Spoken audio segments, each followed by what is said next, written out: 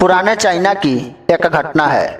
बहुत प्रसिद्ध है ये कहानी चाइना में। पुराने चाइना में एक व्यक्ति रहता था जो संन्यास हो जाना चाहता था, बस खो जाना चाहता था। एक दिन वह अपने गुरु के पास गया। गुरु के पास उसने सन्यासी होने की इच्छा जताई। गुरु ने कहा कि क्या तू सच में सन्यासी होना चाहता है या बस सन्यासी दिखना चाहता है। उस व्यक्ति ने कहा कि जब सन्यासी होने ही आया हूँ तो दिखने का क्या करूँगा, मैं तो सन्यासी हो जाना चाहता हूँ।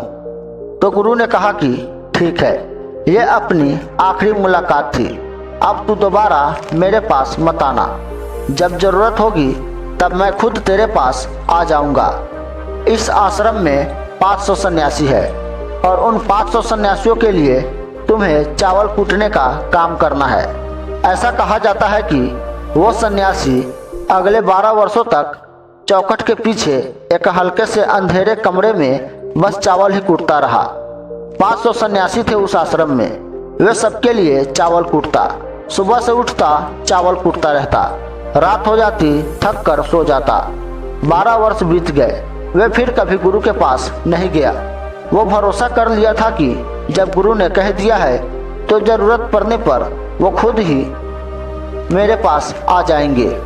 तो बात ही खत्म। शुरुआत में तो उसके मन में कई तरह के विचार चलते रहते, लेकिन जब पूरे दिन चावल ही कूटना है तो विचार करके क्या फ़ायदा। धीरे धीरे उसके मन से विचार भी विदा होने लगे। बस उठने से लेकर रात तक चावल ही कूटता रहता। जब गुरु ने कह दिया है कि तुम्हें चावल ही कूटना है तो बस सारे प्रश्न ही खत्म। जब गुरु ने कहा है तो सही ही कहा होगा। 12 वर्षों तक चावल कूटते कूटते उसके मन में विचार आना बंद हो गया। मन एकदम शांत और खाली हो गया। ना कोई विचार, ना कोई उलझन, ना कोई अड़चन। सीधा काम, सुबह उठना चावल कूटना, रात हो जाती सो जाता। पिछले 12 वर्षों से यही उसकी दिनचर्या बन चुकी थी।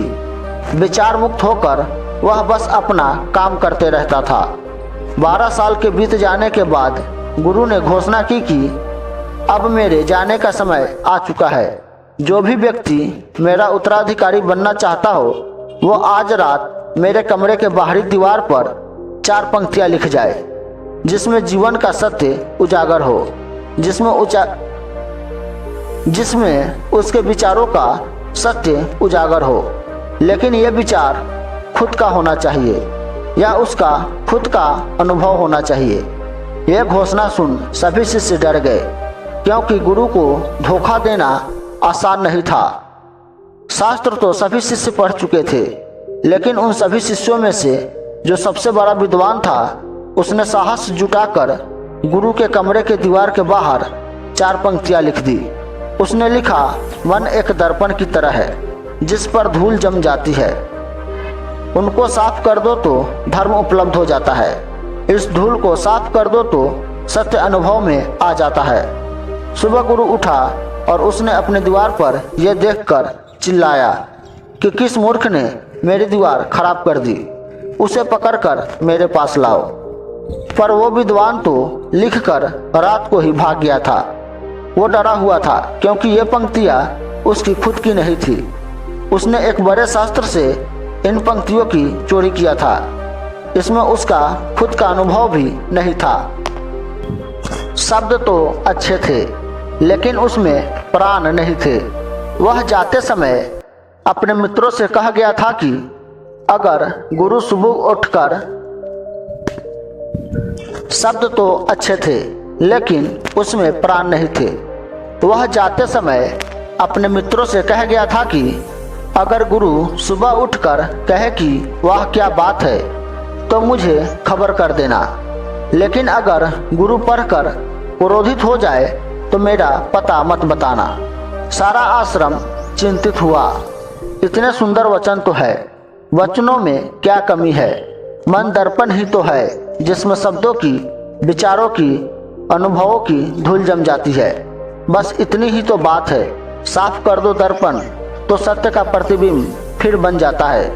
लोगों ने कहा कि उस सन्यासी ने तो बात बिल्कुल ठीक ही लिखी है, लेकिन गुरु जरूरत से ज़्यादा ही कुछ कठोर है। लेकिन अब देखते हैं कि इससे ऊंची बात गुरु कहाँ से लेके आएंगे। ऐसी बातें पूरे आश्रम में चल रही थी। पूरा आश्रम गर्म था इस एक बात को लेकर। ऐसे ही 4 सन्यासी ये बातें करते हुए उस चावल कूटने वाले के बगल से जा रहे थे। उसने भी उन चारों की बातें सुनी। उनकी बातें सुनकर वो हंसने लगा। उनमें से एक ने कहा कि तुम हंस रहे हो, बात क्या है? तो उसने कहा कि गुरु तो ठीक ही कह रहा है। किस नासमझ ने तो उसने कहा कि गुरु ठीक ही तो कह रहे हैं। किस नासमझ ने यह लिखा।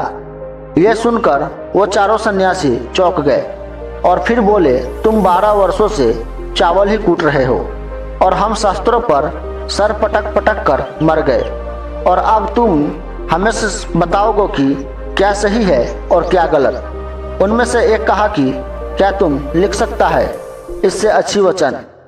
उसने कहा, पिछले 12 वर्षों से चावल कूटते कूटते मैं लिखना तो भूल गया हूँ, लेकिन बोल सकता हूँ अगर कोई लिख दे तो। लेकिन एक बात याद रहे, उत्तराधिकारी बनने की मेरी कोई इच्छा नहीं है। अगर इसे लिखवाने से मुझे उत्तराधिकारी बनना पड़े तो मैं कान पकड़ता हूँ, मुझे लिखवाना भी नहीं है।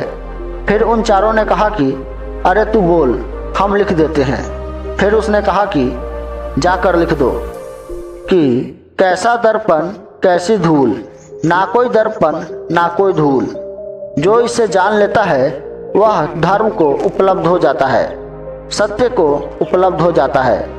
आधी रात को गुरु उस चावल कूटने वाले के पास आया और कहा कि अब तू यहाँ से भाग जा, वरना ये 500 लोग तुझे मार देंगे। ये मेरा चौगा ले, तू मेरा उत्तराधिकारी